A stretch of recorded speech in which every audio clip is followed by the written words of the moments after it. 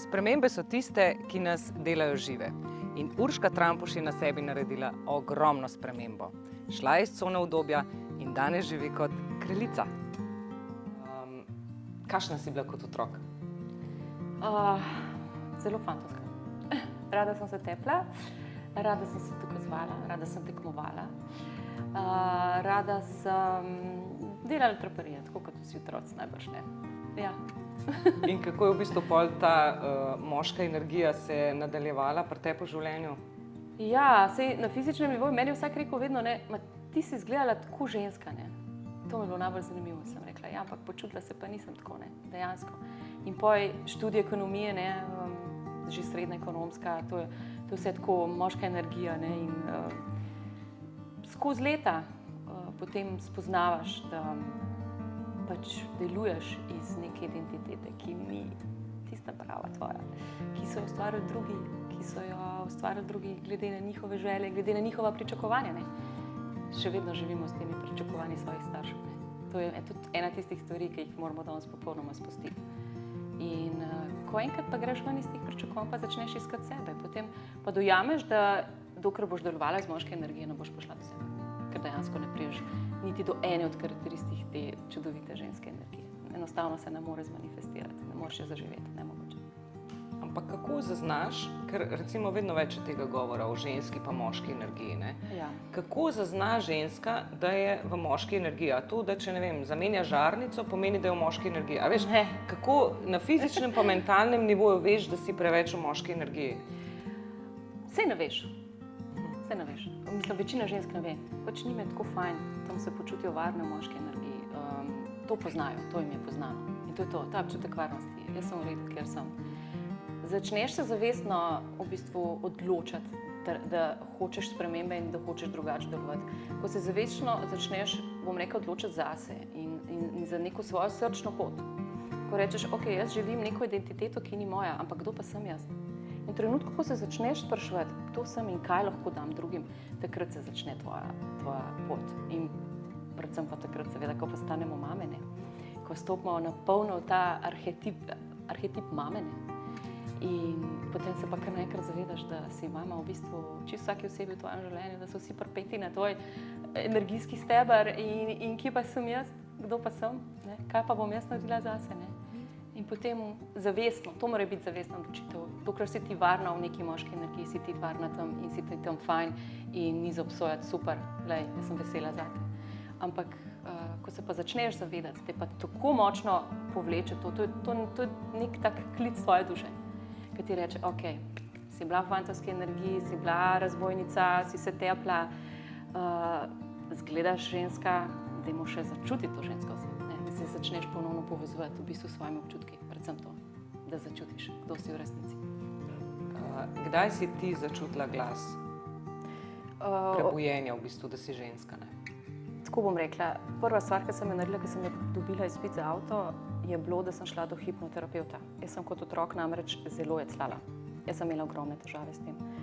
Dejansko že moje ime, ki je na Urška, sem ga včasih tako težko povedala, in to je izhajalo prav iz nekega strahu spoštovanja do mojih staršev in praktično prav iz te identitete, ki ni bila moja, ne.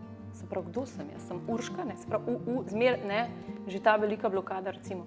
Se pravi, prva stvar, v 18 letih, hipnoterapeut Božidar Grilc, še danes smo v kontaktu in on mi je v bistvu odprl en nov svet. No, potem sem šla pa študirati, se je ono tretje, kup stvari se je vmes zgodilo, jecljanje se je nekako umililo, čeprav v trenutkih, ko sem bila nesigurna, je še vedno skočila v spredje, pač je še Urška še vedno zajecljala, ne. In to mi je bilo tako zoprno. No, potem je pa moj oče zbolel. To je bilo pa enih 16 let nazaj, takrat sem jaz skrbela za njega.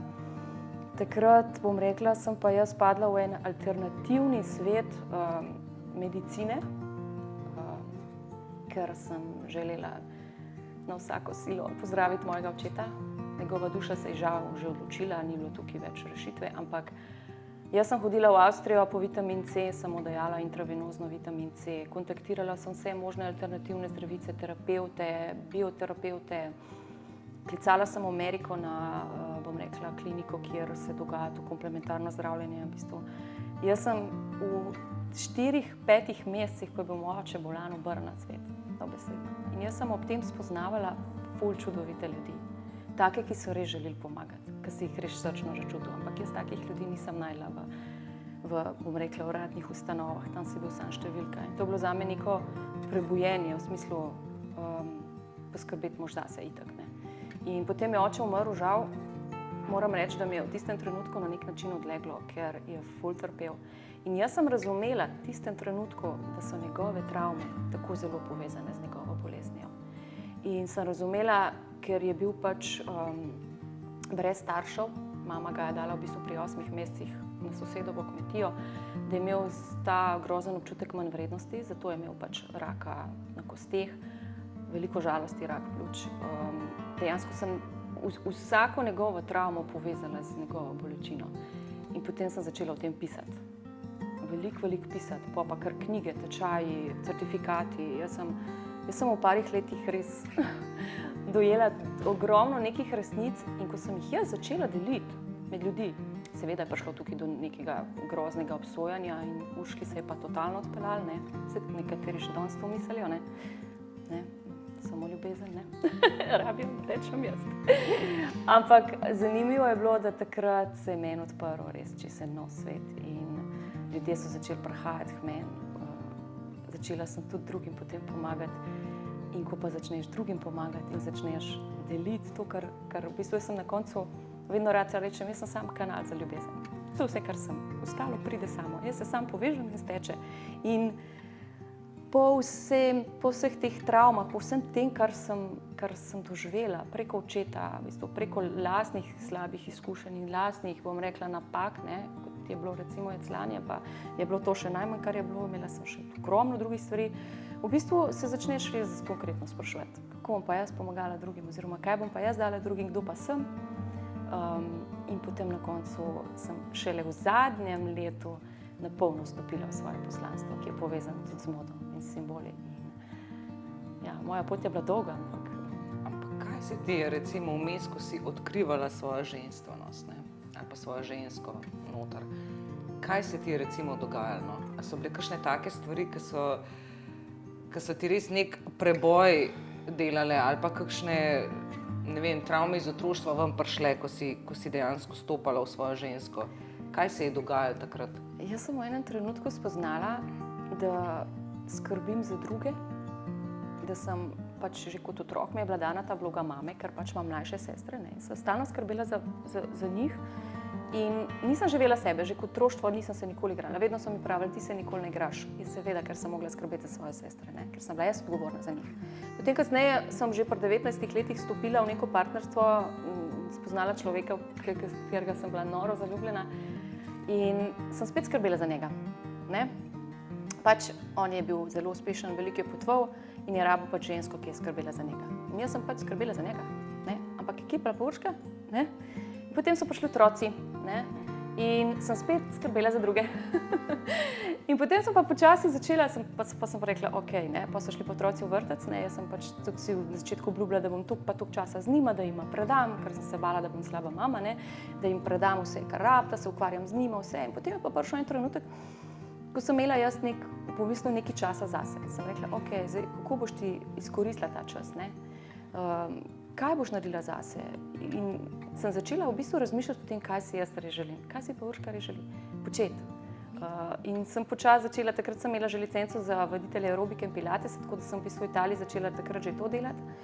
In zraven so potem prišle še terapije, se pravi, vsa znanja sem združila in jih predajala naprej na zelo enostaven način. Ampak kako to pride? To pride spontano. To ni, da ti... Jaz mislim, da je tukaj ful dobro, da upoštevamo božanski timing. Ta divine timing. To je prav, vse pride takrat, ko si ti na to pripravljen. Če ti nisi pripravljen delati terapije drugim ljudem, pač drugi ljudje ne pridejo k tebi.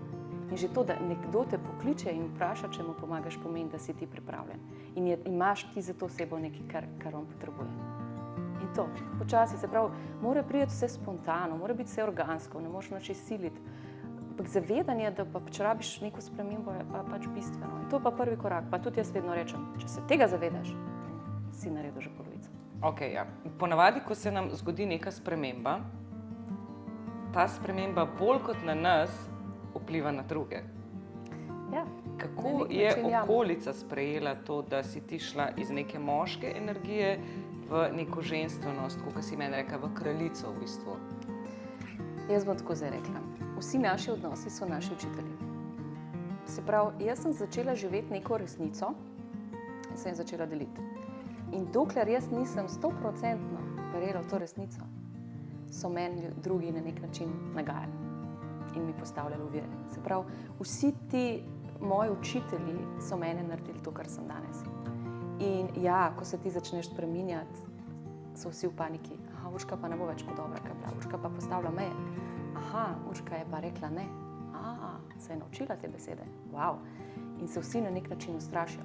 Ampak potem s časom dojameš, da ti vsi sem kažejo to, da še vedno dovolj ne verjameš v svojo resnico in da te samo delajo še bolj močno in si jim hvaležen na koncu. Res. In jih, tudi če jih je treba spustiti, jih z ljubeznijo spuščaš, ker veš, da je to tvoje najvišje dobro. Tako da vse z namenom. Tudi to, da pač se drugi ustrašijo, ima svoj namen. Definitivno. Kdaj je bil tisti moment, ko si pa zaznala, da zdaj pa si v ženski energiji? Kjer preblisk je bil? Kaj se je zgodilo? Jaz mislim, da je bilo to kakšni 2 leti nazaj, ko sva bila s partnerjem sama, nekam sva šla, brez otrok sva bila in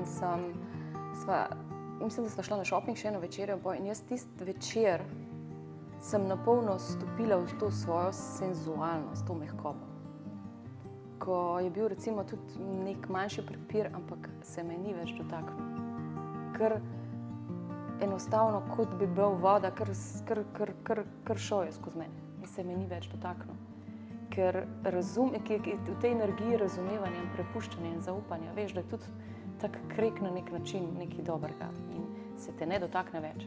In tisti večer se spomnim, da sem se jaz popolnoma odprla moškemu, ker tukaj moramo mi nekaj razumeti, ne.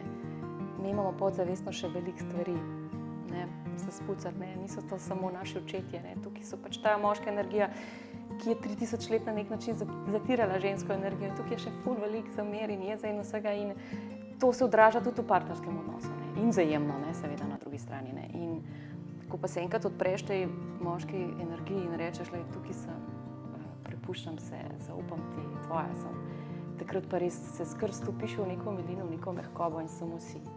In to je to. To je bil tisti trenutek, ko sem jaz rekla, Urška, ratal ti je.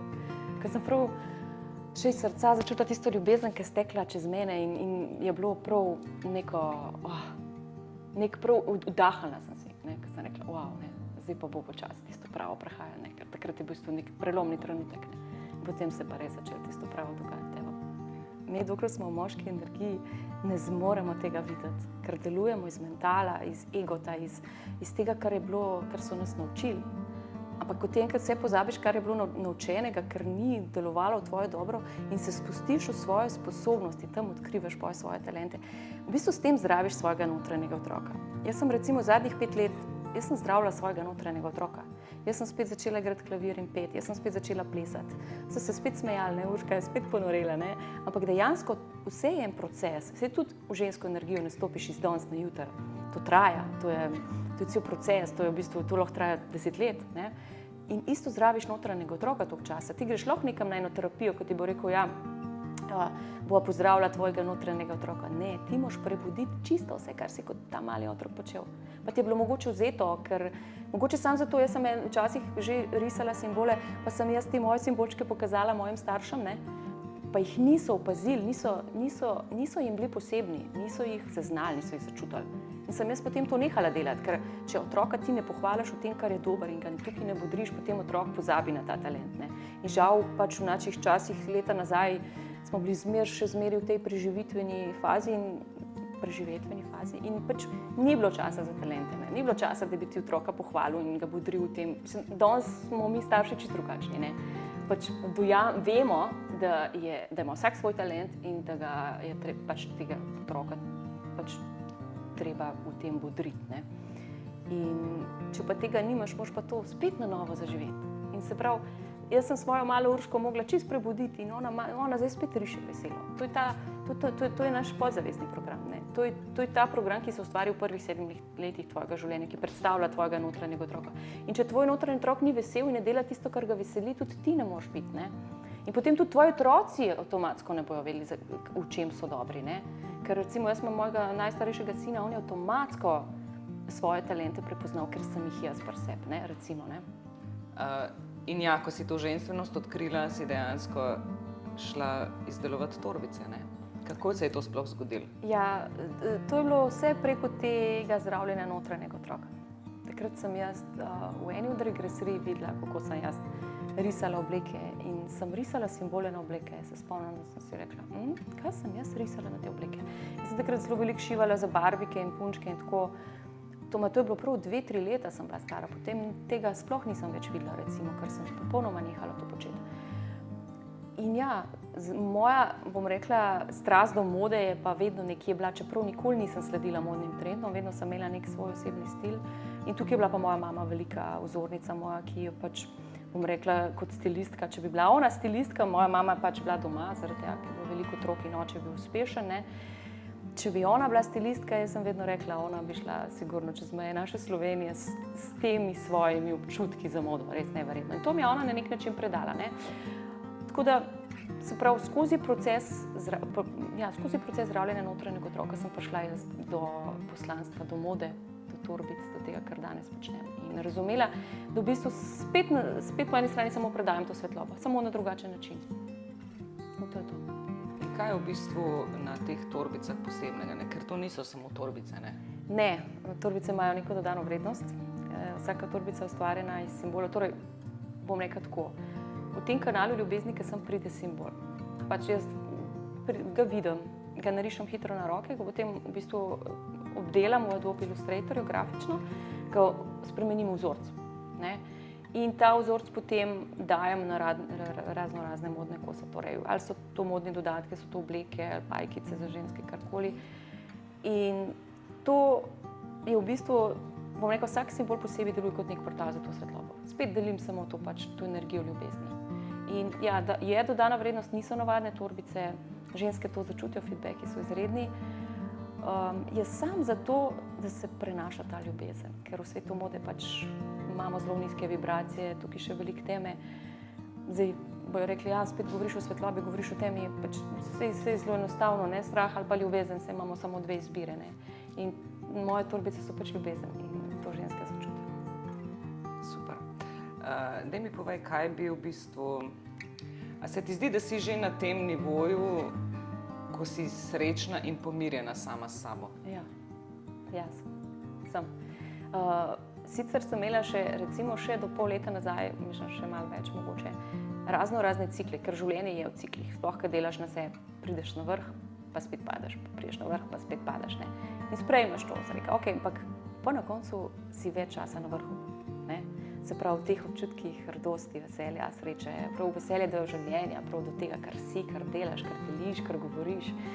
In potem pa na koncu pride ta prelomni trenutek, ko pa si ostaneš na vrhu. In mogoče pride še kakšna stvar, ki je na nek način nek izziv, ampak tako sprejemaš to in tako veš, da v vsakem primeru boš našel rešitev, ker izhajaš iz ljubezni in ni drugega, kot da najdeš rešitve in čutiš samo mir. Pa je lahko ta stvar še tako huda, ne. Se pravi, si na vrhu, kakšna stvar te mogoče še malo, ne, ampak v glavnem pa si v tistih občutkih in to je ful zanimiva stvar, ko se odpre srce popolnoma in postaneš ena sama radost, v bistvu kot tista majhna punčka. Prav, tadam, gremo veselje, sreča in sam ljubezen. In potem sam to še živiš in sam še to dajoš in to je to.